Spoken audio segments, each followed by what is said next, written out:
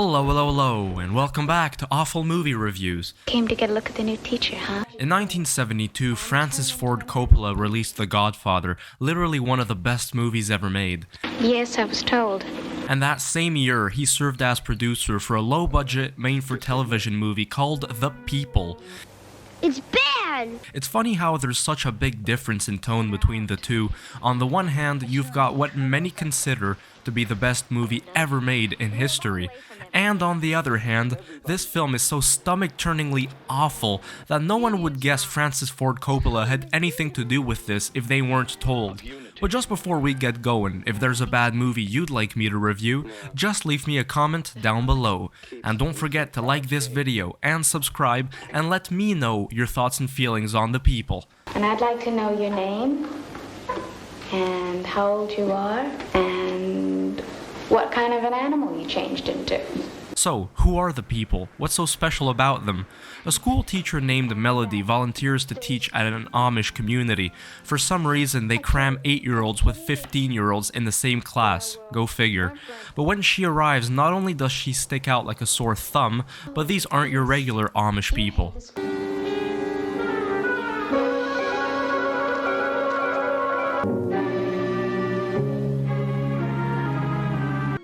They're always up to something.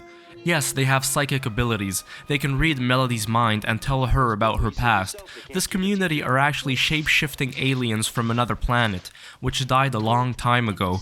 A story we've seen before, it's not breaking any new ground, but this one is drowned in an overflow of suckiness. It was awful! Man, is this movie awful!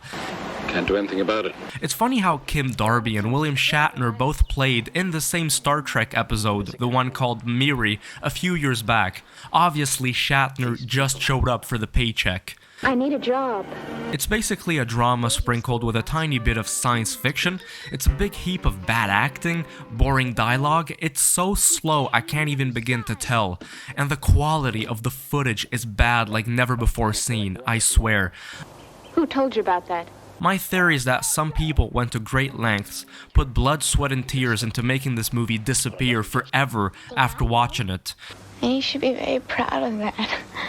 I can tell it fell into the deep, dark abyss of bad and obscure cinema, because it's pretty hard to find a copy. And when I mean a copy, I mean an actual, suitable copy to watch, not this blurry-ass quality that looks like a copy from a copy from a copy of a bootlegged VHS tape that's been flushed down the toilet several times and chewed on by the family dog before even being played. Most of the time, the characters look like blurry stickmen in color. It looks horrendous. And for some reason, all the copies I could find on the internet are like that. I do not understand. I really had to enhance the hell out of this version to make it look less bad than it already is. So you guys want my verdict on this? It's one of the worst movies I've ever seen in my entire life. Yep, I know, that's really saying something. What an extremely awful movie.